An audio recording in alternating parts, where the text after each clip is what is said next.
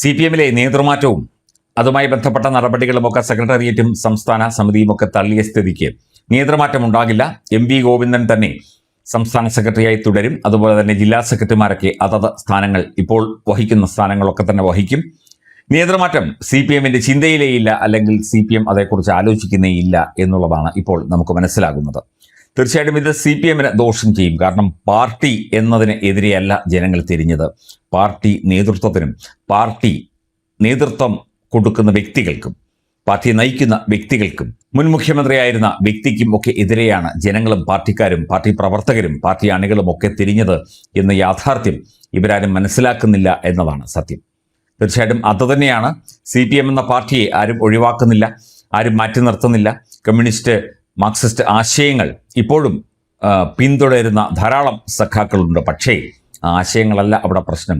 ആ ആശയങ്ങൾ ഏകോപിപ്പിക്കുന്നതിലും നടപടികൾ സ്വീകരിക്കുന്നതിലും പരാജയപ്പെട്ട ഏകാധിപത്യ പ്രവണത മാത്രം പിന്തുടരുന്ന പാർട്ടി നേതൃത്വം, അതായത് MV ഗോവിന്ദൻ മാസ്റ്ററും പിണറായി വിജയനും മാത്രമാണ് ഇവിടുത്തെ പ്രശ്നം. അങ്ങനെ അവർക്ക് പിന്തുണ കൊടുക്കുന്ന അല്ലെങ്കിൽ അവരെ പിന്തുടരുന്ന കുറേ നേതാക്കളുമാണ് ഇവിടുത്തെ യഥാർത്ഥ പ്രശ്നം എന്നുള്ള കാര്യം CPM-ഓ CPM-ന്റെ സമിതികളോ കമ്മിറ്റികളോ ഏരിയ കമ്മിറ്റികളോ ജില്ലാ കമ്മിറ്റികളോ സംസ്ഥാന സമിതിയോ സെക്രട്ടേറിയറ്റോ എന്തിന് പൊളിറ്റ് ബ്യൂറോ പോലും മനസ്സിലാക്കുന്നില്ല എന്ന ആ ഒരു അവസ്ഥ അത് പാർട്ടിക്ക് തീർച്ചയായിട്ടും വലിയ ദോഷം ചെയ്യും. പാർട്ടിയുടെ വളർച്ച ഇല്ലാതെയാക്കും. പാർട്ടി തകർച്ചയിലേക്ക് പോകും. സാമൂഹ്യ നിരീക്ഷകനും എഴുത്തുകാരനും ഇടതുപക്ഷ ചിന്തകനുമായ ഡോക്ടർ ആസാദ് ഇതേക്കുറിച്ച് വ്യക്തമായി തന്നെ എഴുതുന്നുണ്ട്.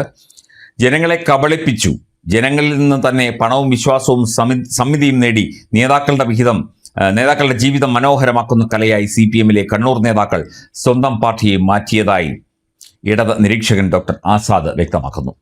കൊലയാളികളെയും കൊട്ടേഷൻ സംഘങ്ങളെയും സംരക്ഷിക്കാനും നിയമത്തെ കടലാസ് പോലെ കശക്കിയെറിയാനും പോന്ന കരുത്തുമാണ് നിലവിൽ പാർട്ടിയുടെ സവിശേഷത എന്നും അദ്ദേഹം അഭിപ്രായപ്പെട്ടു.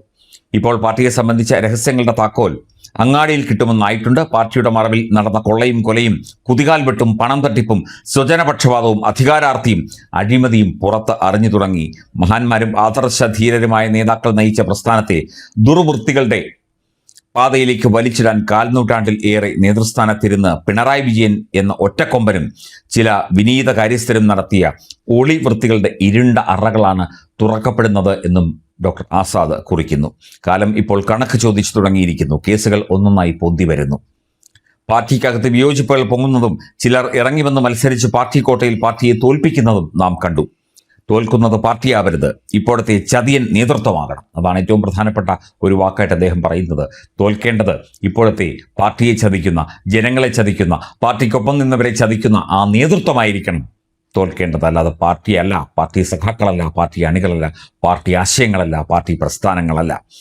ഈ ചതിയൻ നേതൃത്വം തോൽക്കണം എന്ന് കരുതുന്ന ലക്ഷക്കണക്കിനായ പാർട്ടി പ്രവർത്തകരും അനുഭാവികളുമാണ് ഈ വോട്ട് ചെയ്ത് വിമത കലാപം ഉയർത്തിയിരിക്കുന്നത്. അതിന്റെ സന്ദേശം ഉൾക്കൊണ്ട് മുകളിൽ നിന്ന് ആരെങ്കിലും തിരുത്തുമെന്ന് പ്രതീക്ഷിക്കുക വയ്യ. പിണറായി വിജയന്റെ നേർത്ത തെറ്റുപോലും ബോധ്യപ്പെടാത്ത അന്ധ നേതാവാണ് MA ബേബി. ഇനിയും തിരുത്തൽ നടത്താൻ വിമത കലാപങ്ങളും വീണ്ടെടുപ്പുകളും പ്രതീക്ഷിക്കാം.